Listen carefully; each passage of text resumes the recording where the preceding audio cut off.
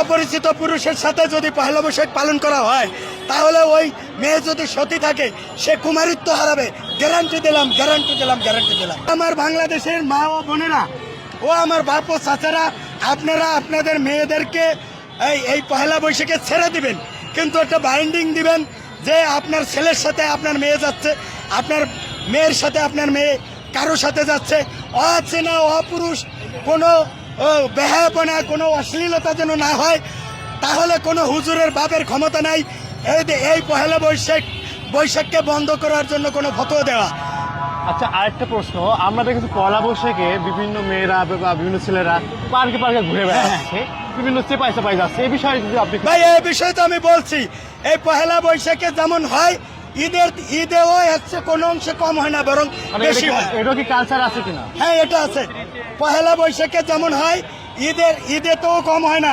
রমজান, পুরো রমজানই কে কার মায়ের নিয়ে, কে কার বউরে নিয়ে শপিং মলে যাইয়া বসুন্ধরায় যায় মার্কেট করে, তখন হুজুরেরা ফতোয়া দেয় না। কারণ ঈদ এলা আমাদের দরকার। কিন্তু যখন পয়লা বৈশাখের নামে কিছু লোক একটু বেহায়াপনা করে, আমি বেহায়াপনার বিরুদ্ধে, কোনো ধরনের বেহায়াপনা অশ্লীলতা আমি চাই না। কিন্তু প্রত্যেকটা মা বোন বাড়াবে তার নিজস্ব ভাই বাবা চাচার সাথে। বীরের জাতি, বাংলাদেশি জাতি, আজ আমাদের বাংলাদেশিদের জন্য একটা গর্বের দিন।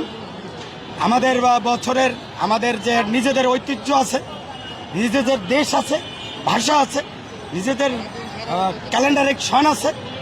সুতরাং আমাদের এই ক্যালেন্ডারিক সন। আচ্ছা, শুভ নববর্ষ বলতে আপনি কি বোঝেন? শুভ নববর্ষ বলতে বুঝি, আমি ব্যক্তিগতভাবে বুঝি যে আমাদের যে বাংলাদেশিদের সংস্কৃতি, এই সংস্কৃতির একটা বিশেষ পার্ট হচ্ছে নববর্ষ। এই নববর্ষকে যদি পালন করা হয় তাহলে বাঙালি সংস্কৃতি বেঁচে থাকে। আর যদি বাঙালি সংস্কৃতি বাঁচায় রাখতে হয় তাহলে এই নববর্ষকে পালন করতে হবে। এই নববর্ষকে বেহায়াপনা, অশ্লীলপনার নাম দিয়ে এটাকে বন্ধ করে দিলে বাংলা ভাষাকে বন্ধ করা হবে এবং বাংলা সংস্কৃতিকে বন্ধ করা হবে। সাংস্কৃতিক বলতে আপনি কি বোঝেন? সংস্কৃতি বলতে এদেশের আপামর জনগণ, তারা যুগের পর যুগ, শতাব্দীর পর শতাব্দী যে সমস্ত কৃষ্টি কালচার, যে সমস্ত ভাবে বেড়ে উঠছে, তারা যে সমস্ত আচার অনুষ্ঠান, এগুলি সামাজিক, রাজনৈতিক বা পারিবারিক যে আচার অনুষ্ঠানগুলি আছে, সেটা কোনোটা পারিবারিক আচার অনুষ্ঠান বলবেন, এটা হচ্ছে একটা মানে আচার অনুষ্ঠান। আচ্ছা, আমরা তো বাঙালি, জি, আমরা কি আসলে সংস্কৃতিটা ধরে রাখতে পেরেছি কিনা? আমরা আসলে আমাদের যে সংস্কৃতি আমরা ওইভাবে ধরে রাখতে পারি নাই।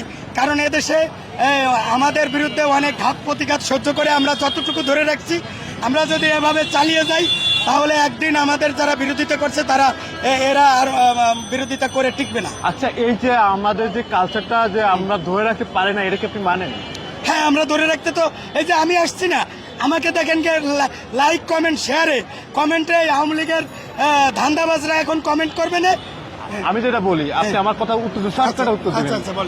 যে কালচারটা বাঙালি, আমরা বাঙালি হিসেবে যে কালচারটা, আমাদের মা বোনের যে শাড়ি পরা বা পর্দায় থাকা বা সুন্দরভাবে চলাফেরা, আসলে এটা কি আসলে বাঙালি হিসেবে তা পারছে কিনা? ভাই, আমরা পারি নাই, এটা আমাদের আফসোস। আমরা বাঙালি সংস্কৃতিকে ধারণ করতে পারি নাই। এটাকে যারা সংস্কৃতির নামে, যারা সংস্কৃতি মনা, তারাও আমাদেরকে এই বাঙালি সংস্কৃতি ধ্বংস করছে। তারা আমাদেরকে বুঝাইছে যে আমরা বাঙালি সংস্কৃতি রক্ষা করব। রক্ষকই যখন ভক্ষক, তখন এই সংস্কৃতি কেমনে রক্ষা হবে ভাই? এদেশের যারা এই সংস্কৃতিকে রক্ষা করবে তারাই তো সংস্কৃতি ঠিক মতো, এই যে আজকে শাড়ি পরবে, কালকে শাড়ি খুলে থবে, এটা তো ভাই সংস্কৃতির রক্ষা না।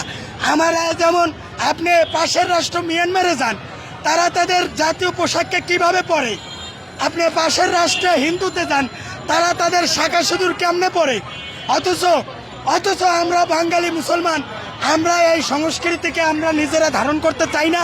কেউ ধারণ করলেও তাদেরকে আমরা ধারণ করতে দেই না। এইটাই আমার বড় আক্ষেপ। আচ্ছা, এর পিছনে কারণ কি আছে? কি করলে আসলে বাঙালি কালচারগুলো ধরে রাখতে পারবে? এর পিছনে প্রধান কারণ হলো কিছু হিন্দু মৌলবাদ আছে।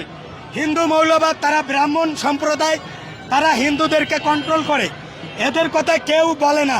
হিন্দু মৌলবাদ, এরা বিভিন্ন পূজা অর্চনা করে, এদেরকে পুরোহিত বলে।